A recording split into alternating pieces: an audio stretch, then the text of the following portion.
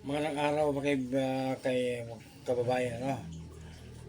Pasensya kayo kung ganito ang boses natin kasi nadali tayo ng itong karamdaman na nauso na yata ngayon ang high blood, no? Eh, kasi kaya tayo ganito, kahit paano pagsalita pa rin, pero laking diferensya, laking kakulangan doon sa gusto natin na dapat natin gawin, hindi natin magagawa dahil sa may karamdaman. Sa ngayon, ito, kagalit o kalabas na natin sa ospital. Ang nangyari mga kababayan, nakapagsalita tayo, ang problema ay bulol, no?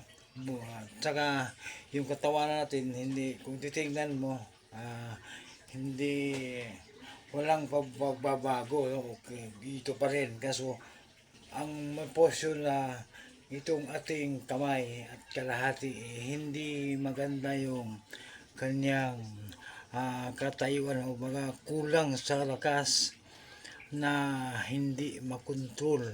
Bali, sabi ng doktor, yung kabila ko itong kaliwa 100% yung kanan, kanan yung epektado natin, parang 80% na lang, no?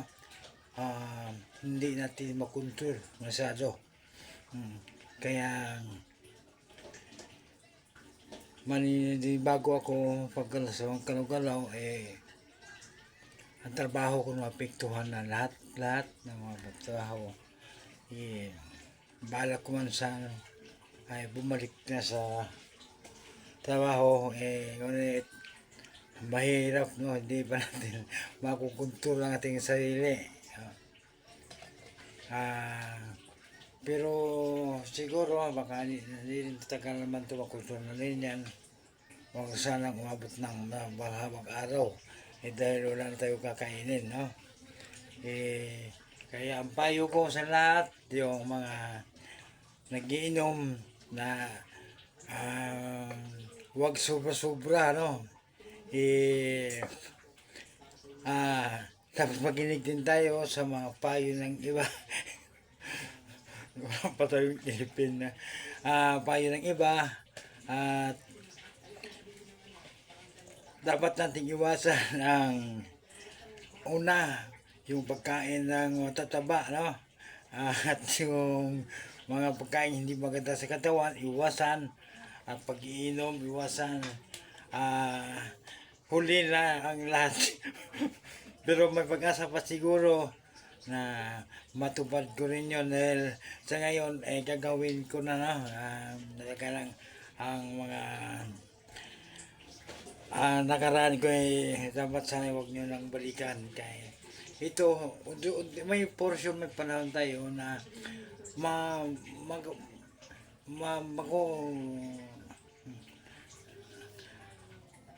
buo yung salita na hindi bulol. Mayroong time naman na hindi halos hindi maintindihan, pero okay lang yun.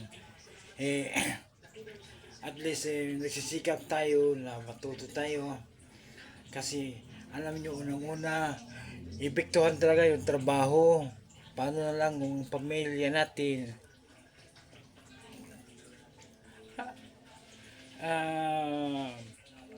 ano ba yan, tayo ang pati di pamilya, wala pang trabaho yung iba nating, mayroon pa tayong pinapaaral. Pero paano lang kung tuloy tayong ganito na hindi pa pagtrabaho, yan ang pinakawalaking problema ko. Pero sa yung hindi makaranas na ganito, naroon tayo sa ating mga followers natin yan, sa Facebook o TikTok o sama dyan, huwag kayong kontrolin niyo ang sarili niyo, sa mga pagkain, inumin, at lahat na ay iwasan nyo na. Kaya malaki ang pagsisisi ko na. Huli na sa huli lahat ang pagsisisi. Walang magsising na una. Kaya payo ko lang sa lahat. Mag-ingat-ingat tayo sa pagkain. Inumin. At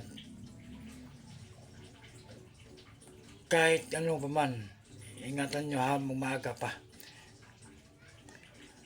Hanggang dito na lang. Kung nag-relate kayo sa ating video paki-like and share na lang para yung iba naman magising din nga katulad ko.